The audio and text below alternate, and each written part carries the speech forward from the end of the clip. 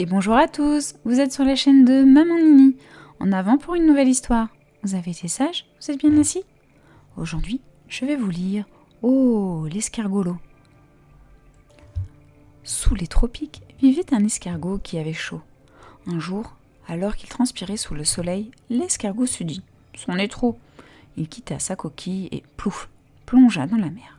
Ah, que c'était bon d'être nu comme un ver! Mais après la baignade, au moment de se rhabiller, sa coquille avait disparu. « Qui me l'a volée ?» bava l'escargot affolé. Pas de réponse. L'escargot essaya de se rassurer. « Après tout, beaucoup d'animaux vivent sans coquille. Je vais me débrouiller. » L'escargot alla trouver son ami le ver de terre et lui demanda « Peux-tu m'apprendre à vivre comme toi sans avoir froid ?» Le ver, content de rendre service, lui montra comment faire. Et l'escargot s'enfonça dans la terre. Mais il en sortit aussitôt. « Oui, cria-t-il, ça pique, ça gratouille. Vivre sans rien sur le dos n'est pas ce qu'il me faut. » Alors l'escargot alla trouver la chenille et lui demanda « Gentil chenille, toi qui tisses ton cocon, pourrais-tu me fabriquer une coquille ?» Mais la chenille répondit « Ah non, pas question. De ma vie, je ne fais qu'un cocon. Et c'est pour me transformer en papillon. » Sans se décourager, l'escargot alla voir l'araignée et lui demanda « Araignée sympathique, toi qui tricotes des toiles magnifiques, pourrais-tu me fabriquer une coquille ?»« Bien sûr !» s'exclama l'araignée. « Viens plus près que je prenne tes mesures. »« Ah, pas trop tôt !» se dit l'escargot en approchant.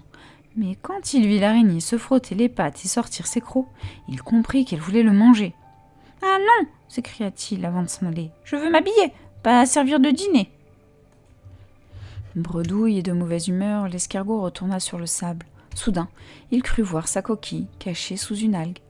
L'escargot s'apprêtait à se glisser dedans, mais il fut chassé par un Bernard l'ermite mécontent. « Qui ose me réveiller ?» bougonna le crustacé. Quand l'escargot lui confia ses soucis, le Bernard l'ermite se radoucit. « Mon cher, expliqua-t-il à l'escargot, ta coquille a été ensablée ou emportée par les vagues. Ne t'inquiète pas, la mer est remplie de coquilles vides. Va voir entre les rochers, tu devrais trouver coquille à ton pied. » L'escargot n'y avait pas pensé. Quelle excellente idée!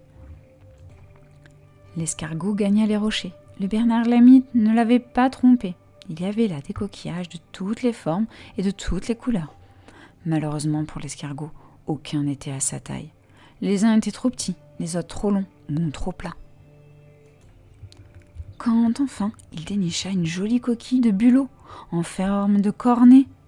Elle était légère et bien proportionnée. Slip, l'escargot se faufila dedans. Elle lui allait comme un gant. Fier de sa trouvaille, l'escargot alla trouver le Bernard l'ermite pour se faire admirer. « Chapeau !» dit le crustacé, « tu es drôlement bien habillé, tu es beau comme un prince. » Et il applaudit de toutes ses pattes en criant « Venez voir le prince de la plage !» Le Bernard l'ermite fit tant de bruit qu'il ameuta toutes les petites bêtes des environs. L'escargot suscita le plus grand étonnement. Personne n'avait jamais vu animal si original. « Savez-vous qui c'est ?» demanda le ver à la chenille, ne reconnaissant pas son ami avec sa nouvelle coquille. L'araignée, elle, avait sa petite idée. « C'est un escargot bien rigolo, dit-elle. Un escargot avec une coquille de bulot. Je dirais même plus, c'est un escargolo. » Et toutes les petites bêtes de s'écrier en chœur. « Oh, l'escargolo !»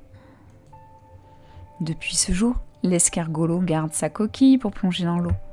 Et il partage sa vie entre terre et mer, copain autant avec les escargots qu'avec les bulots. Et voilà, l'histoire est terminée, j'espère qu'elle vous a plu.